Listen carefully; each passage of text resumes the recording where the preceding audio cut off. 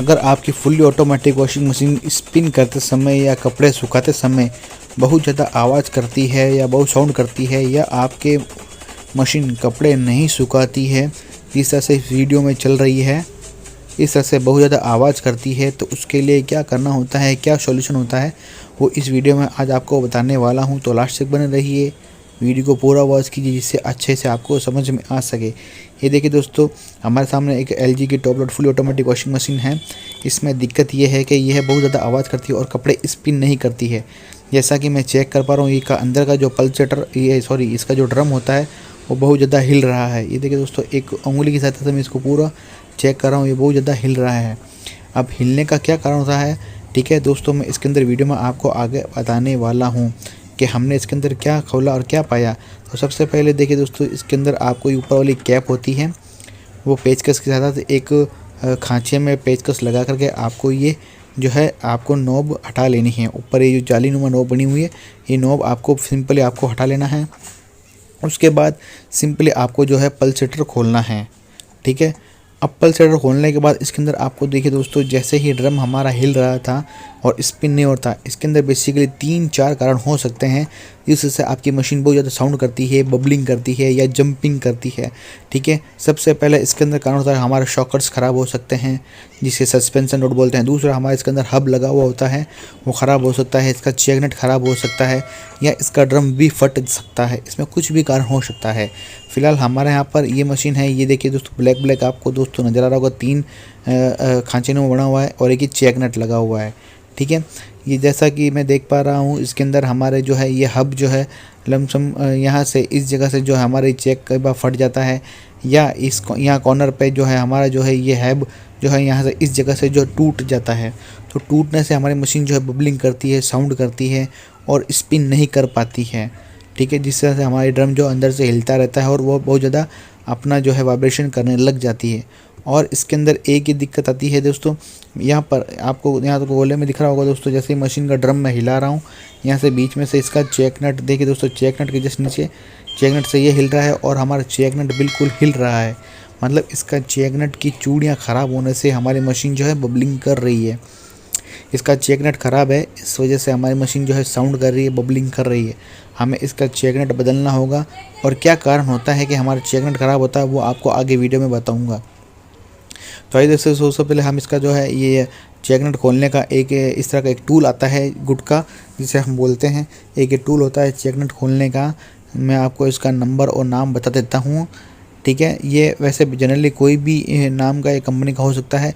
Stainless steel, वैसे मेरे पास black CV steel company का है, ठीक है। ये जिसका नंबर मैं आपको ये 38 नंबर, मैं आपको इसके अंदर 38 नंबर का एक गुटका लगा रहा हूँ। इसमें वैसे बेसिकली 2-3 तरह के और चेक नट आते हैं, एक 30 नंबर का, 32 नंबर का, 36 नंबर का। ये अभी इसके अंदर चेक नट जो लगा हुआ है वो 38 नंबर का लगा हुआ है। आपकी मशीन में अलग चेक नट भी हो सकता है, क्योंकि अलग अलग मशीनों में अलग अलग आने। पहले शुरू में सबके 38 नंबर ही गुटके थे, चेक नट था। अभी फ़िलहाल नई मशीनों में जो है 30 नंबर का और 32 नंबर का भी जो है चेक नट लगना शुरू हो गया है।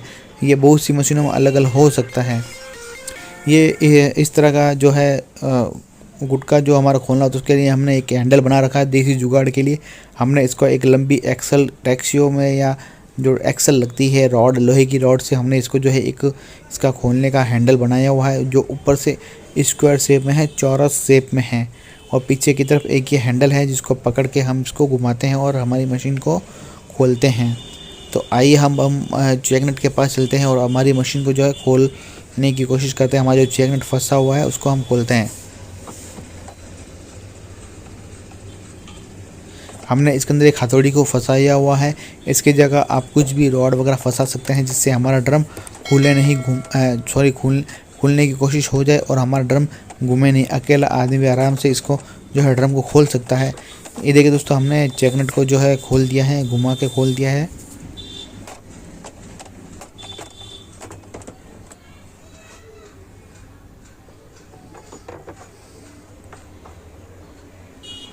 ये देखिए दोस्तों, इसकी चूड़ियाँ जो है ख़राब हो चुकी है। जैसा मैंने आपको बताया चेक नट क्यों ख़राब होता है, वक्त के साथ जैसे जैसे हम मशीन को जो है काम में लेते हैं तो इसकी चूड़ियाँ पानी लगने से या अनबैलेंस ज़्यादा जब हम कपड़े जमा देते हैं तो उसके अनबैलेंस चलने से भी हमारी मशीन का ये ड्रम होता है इसके ऊपर बहुत ज़्यादा फोर्स पड़ता है। फोर्स पड़ने के कारण जो है हमारी मशीन की चूड़ियाँ ख़राब हो जाती है, जिससे हमें चेक नट बदलना होता है। अब हम सिंपली जो है इसके अंदर नया चेक नट लगाने वाले हैं। ठीक है, अभी हम इसके अंदर नया चेक नट लगाएंगे। हमने मशीन को साफ़ कर लिया है, अभी हम इसके अंदर जो है नया चेक नट लगाएंगे। तो ये देखिए फ्रेंड्स, अभी हमारे हाथ में ये नया चेक नट आ चुका है। अब जिसको मैं आपको एक बार फोकस करके बताता हूँ, उसकी चूड़ियाँ वगैरह एकदम फ्रेश है। वो आपको ये चेक नट मैं आपको बता रहा हूँ, ये चेक नट आपको सिंपली इसके अंदर लगाना है। लगाते समय भी आपको कुछ कुछ सावधानियाँ बरतनी होती है। जब भी आप चेक नट लगाएं तो आपका चेक नट स्मूथली जो है अंदर फिटिंग होना चाहिए। अगर कहीं अड़ रहा है या कहीं फंस रहा है तो समझ लिया आपका चूड़ियाँ ख़राब है। ठीक है, जैसे मैं कस रहा हूँ देखिए एकदम फिटिंग अच्छे तरीके से ये फिटिंग हो रहा है। अब सिंपली हमें जो हमारा जो गुटका था 38 नंबर का या टूल जो था, उस टूल की सहायता से हमें इसको ऊपर रखे अच्छे से फिटिंग कर देना है। उसके बाद सिंपली हम इसको जो है एक बार चला करके देखेंगे हमारी प्रॉब्लम सॉल्व हो रही है या नहीं। या अभी हम इसको जो अच्छे तरीके से वापस फिटिंग कर देंगे। ठीक है, अगर आपका हैंडल कसने से पूरा जाम नहीं होता है तो आप हथौड़ी की चोट की सहायता से और कुछ छेनी हथौड़ी की सहायता से इसको जो टाइट कर सकते हैं। अभी हम सिंपली जो है मशीन को दोस्तों चालू करेंगे और आपको मैं चला करके दिखाऊंगा।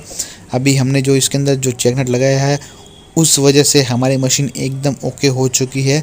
इसका सस्पेंशन रॉड भी सही है, इसका हब भी सही है और इसका ड्रम भी कहीं से फटा हुआ नहीं है। अभी हमने मशीन को स्पिन मोड में लिया है और डायरेक्टली चला करके देख रहे हैं हमारी मशीन एकदम परफेक्टली वर्क कर रही है। इसके अंदर यह चेक नट की ही बीमारी थी, जिस वजह से आपकी मशीन जो है कपड़े नहीं सुखा रही थी, स्पिन नहीं हो रही थी और साउंड कर रही थी, बबलिंग कर रही थी। उन सब का कारण एक ही था। वैसे अलग अलग मशीनों में अलग अलग कारण भी हो सकता है। ठीक है, उसके बाद सिंपली आपको जो ये आपका पल्सेटर वापस फिटिंग कर देना है। ठीक है, ऊपर वाली कैप लगा देनी है। इस तरह से आपको सारी जो आपने एक्सेसरीज खोली थी वो सारी फिटिंग कर देनी है।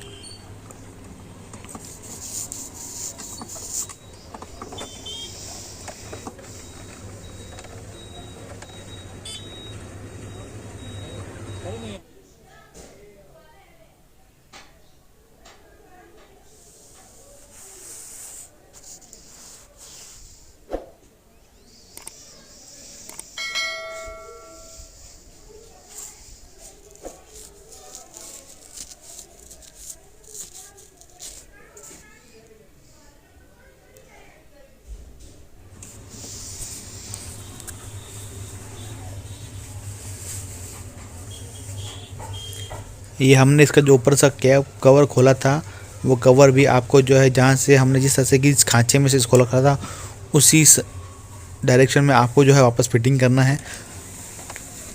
अभी हम फाइनली एक बार और मशीन को चेक करेंगे। जैसे मैं अंगूठे से देखिए दोस्तों दबा के देख रहा हूँ तो इसमें हमारा ड्रम जो है किसी तरह से जो है क्या कहते हैं, हमारा ड्रम जो है किसी तरह से जो है लूज़ नहीं है। जैसे पिछली बार जब हमने शुरू में मशीन चेक किया था बिल्कुल लूज़ पड़ा हुआ था।